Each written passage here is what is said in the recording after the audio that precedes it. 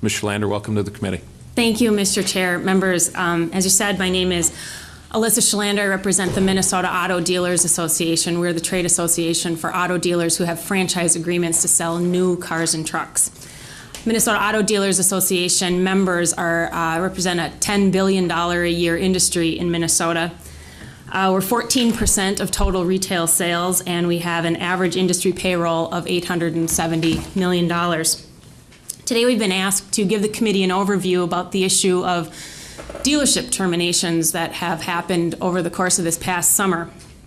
Now 60 Minnesota dealerships have been given termination notices by General Motors and Chrysler, resulting in more than 3,386 lost jobs. Some of the people whose businesses have been told to close and whose jobs have been eliminated are here today, and we're all wearing stickers that say 3,386 lost jobs. And what's important for you to know about that is that those are 3,386 lost jobs that were totally unnecessary. Those are job losses that were not lost because their dealerships failed or failed to make a profit. They were lost because these dealerships had their property taken away from them due to two of the biggest industrial bankruptcies in history. So I'll kind of give you an overview of where we've been and really why you should care. And then I'm going to turn it over to three Minnesota dealers whose dealerships have been terminated to tell you about their experience this summer. Last spring, auto sales dropped to their lowest level in 50 years, and the Obama administration created the Presidential Task Force on the auto industry. That was 10 advisors who were charged with overseeing the bankruptcies and restructurings of General Motors and Chrysler. Chrysler filed for bankruptcy April 30th and reemerged 27 days later on June 10th. GM filed for bankruptcy June 1st and reemerged as the new GM 40 days later on July 20th. The Auto Task Force and bankruptcy required these companies to get leaner and more competitive, and they required sacrifices from all of the stakeholders, including their workers, retirees, suppliers, creditors, and dealers. The only problem is that we, the dealers, are the only stakeholder group that doesn't cost these companies any money. As a result of the restructuring, 18 of the 76 Chrysler dealerships in Minnesota were terminated, told to shut their doors in 27 days. Of the GM dealerships in Minnesota, 36 were told that they would be eliminated completely. With yesterday's announcement of Saturn, that number goes up to 42. 3/4 of the GM dealerships are losing some franchise. Pontiac is being eliminated. 1/3 of GMC franchises are being eliminated. Hummer is trying to sell the Hummer brand. And Minnesota will go from having 40 Cadillac dealerships to just 8. The dealership networks that these companies enjoyed for decades were never part of the problem. One of the most frustrating things about the course of the last year has been to listen to the Automotive Task Force members and corporate lawyers talk about how these companies need to get more competitive by eliminating dealerships, which just shows an ignorance about the industry. Dealerships are not owned by GM and Chrysler or any other manufacturer. Dealers are independent, self-financed, family-owned businesses. Dealers are certainly not a cost to the automakers. You have to think of them more like a customer. Dealers buy everything from the manufacturer. Not only do they own their own land, they own their own buildings and facilities. Most importantly, they buy the cars from the manufacturers. They're not on loan to us. They don't sit on consignment to the dealers. Dealers themselves take out loans to finance the purchase of the inventory so that they start paying for these cars even before the cars appear on their lots at the dealership.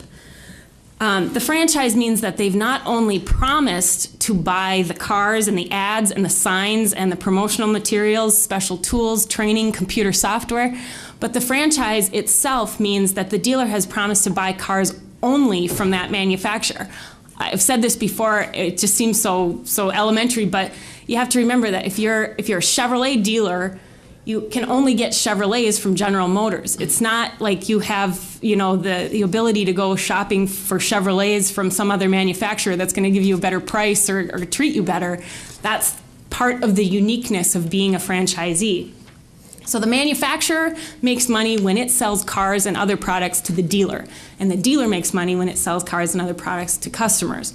This is a business model that's predicated on a good, strong state law. Dealers have made substantial investments in their dealerships and their ability to retail these products on behalf of the manufacturer. And they're constrained because they can only get their product and their supply from one source. So you can see the disparity in the bargaining power requires a good state law to ensure a certain level of fairness. So we, the Minnesota businesses, need you, the Minnesota legislature, to continue to shape and protect the state law that you have created over the course of the last 30 years. So in general, the public policy of the state legislature has been to create a distribution network for new motor vehicles that maintains that there are both rights and responsibilities for both the manufacturer and the dealer in this system. You've given us a state franchise law that ensures fairness, so that when guys like Steve and Tom and George enter into contracts with giant corporations like GM and Chrysler, they know that there are certain protections that are guaranteed to them under the law. I'm going to just go through a few of those protections so you have I can remind you of some of the things that are in our state law that you've bipartisanly created over the last 30 years.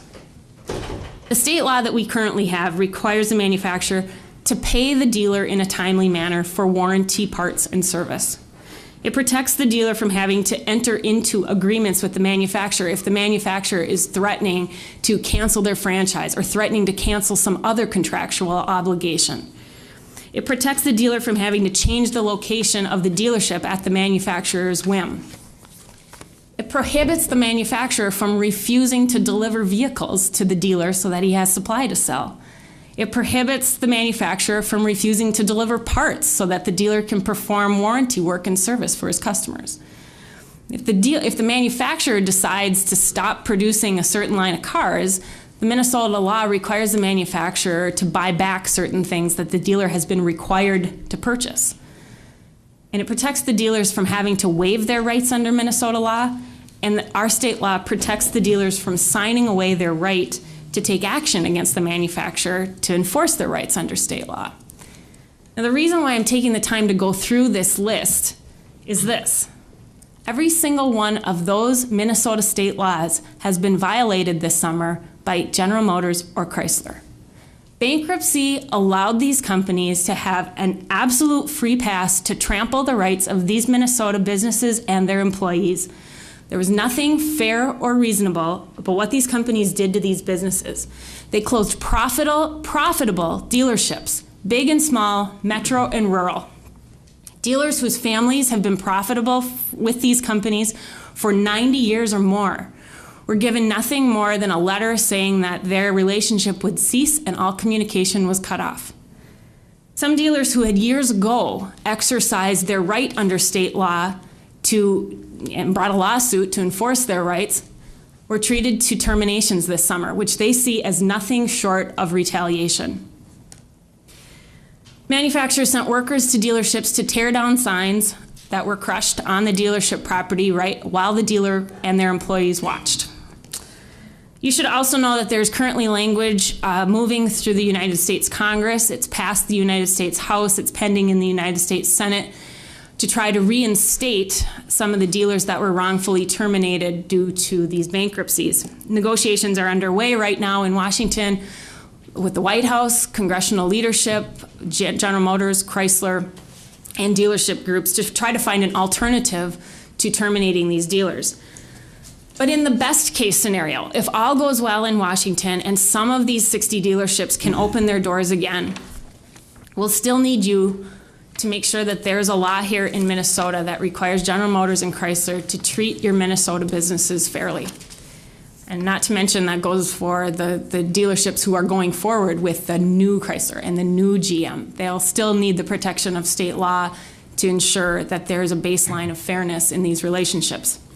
So as I mentioned, I have 3 dealers here today that want to tell you about what they've been through this summer when our state franchise law was suspended for a period of time.